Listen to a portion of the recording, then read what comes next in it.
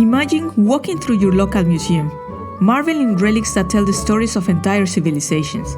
Now, imagine these treasures vanishing, stolen, trafficked, and stripped of their history, leaving behind a void in our shared heritage and identity. Welcome to the Law Discovery Lounge, where we make criminal law accessible and engaging. Today, we are diving into the world of illicit trade of cultural property, a complex issue that sits at the intersection of law, history, and global crime. According to UNESCO's 1970 convention, it refers to any property that, on religious or secular grounds, is specifically designated by each state as being of importance for archaeology, prehistory, history, literature, art, or science. This includes a wide range of items, from manuscripts and sculptures to even fossils. The illicit trade of cultural property involves a variety of criminal offenses, including trafficking, illicit export and import, theft, looting of archaeological and cultural sites, and/or illicit excavation, forgery, and conspiracy or participation in an organized criminal group. Beyond these offenses, this illicit trade can also intersect with other crimes, such as tax fraud, terrorist financing, and money laundering, making its prosecution even more complex. While these offenses are recognized at the international level, their enforcement depends heavily on national legal systems. The lack of consistent legal definitions and frameworks across countries creates gaps that criminals exploit, complicating efforts to combat this illicit trade.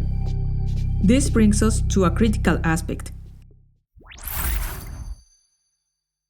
Addressing cultural property trafficking presents several legal hurdles.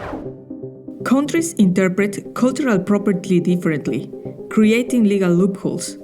This disparity can hinder international cooperation in investigations and prosecutions, as the lack of a common definition can lead to refusals of extradition or legal assistance requests. Establishing the history of an artifact is complicated and often involves falsified records. Traffickers frequently produce fraudulent documents, such as false export certificates or customs documents, to disguise the illicit origin of cultural objects. From origin to destination, traffickers exploit weak or lax regulations at transit points. Countries that serve as points of origin, transit, and destination can complicate the identification and recovery of cultural property, as objects often change hands multiple times and blend into legitimate trade. The absence of a centralized global database complicates international investigations. While multiple public and private databases exist, the lack of a unified system makes it difficult to conduct effective analysis and tracking. Cultural property laws can vary not only between countries, but also within a single nation. A clear example is the American West and Southwest, where fossil-rich land forms a patchwork of private, state, federal, and Native American territories. These areas fall under different jurisdictions, resulting in regulatory inconsistencies.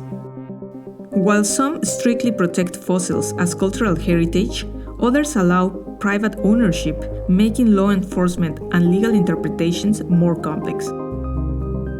As cultural property remains at risk, how are governments and institutions taking action? In recent years, legal frameworks have been reinforced to tackle cultural property trafficking more effectively.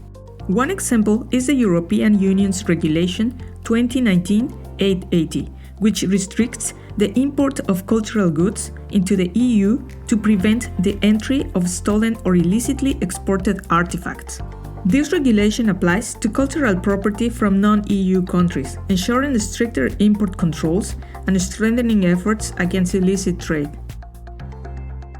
In December 2022, the European Commission introduced an action plan to combat the trafficking of cultural goods, emphasizing crime prevention, law enforcement coordination, and stronger international collaboration. Some countries with rich cultural heritage have also developed specialized units to combat cultural property crimes. Italy's Carabinieri, for the protection of cultural heritage, for instance, is considered one of the most effective forces in recovering stolen artifacts. This specialized unit has successfully dismantled trafficking networks, recovered thousands of objects, and built strong legal cases leading to high-profile repatriations. Law enforcement agencies are now leveraging technology to enhance their efforts. Artificial intelligence is being used to detect and monitor illicit trade, particularly in online marketplaces and dark web transactions. The Significance Project, for instance, employs AI to support cultural property protection. Its deep learning framework can identify artwork, classify images into categories, and extract key details. In collaboration with institutions like the Cyprus Police, the Cyprus Institute, and the Department of Antiquities of Cyprus, the project also plays a role in strengthening international efforts against looting and illicit trafficking. AI's ability to analyze images and recognize patterns is revolutionizing how authorities monitor illicit trade in cultural property. However, human expertise remains essential, and its accuracy depends on the quality of training data. Efforts to combat cultural property trafficking have led to significant recoveries and repatriations. In 2010, French customs agents at the main station in Paris seized 12 archaeological objects from a British passenger. Experts at the Louvre Museum identified 8 of them as authentic Egyptian artifacts dating back to the first millennium BC. These items had been smuggled out of Egypt in violation of national laws. Following a detailed investigation, an organized trafficking network was dismantled. After legal proceedings, the artifacts were returned to Egypt in 2017. In 2013, a marble funerary statue from Cyrene, Libya, was seized by UK Customs after being falsely declared as a marble stone piece for home decoration. An expert analysis by the British Museum determined that the artifact was genuine and valued at approximately £2 million. Due to false documentation, the Westminster Magistrates' Court ruled the statue be forfeited and returned to Libya. Cultural property trafficking is not just about stolen artifacts. It is about the loss of identity, history, and heritage. The challenges we have explored, from legal loopholes to technological advancements, highlight the complexity of this global issue. Despite progress in enforcement and international cooperation, traffickers continue to exploit weak regulations and high market demand. As we move forward, legal harmonization, stronger global collaboration, and innovative solutions are essential to combat this illicit trade. Let's keep the conversation going. Are there any efforts in your country to protect cultural heritage from illegal trade? Have you heard of any cases? Share your thoughts in the comments. Thanks for watching, and see you next time.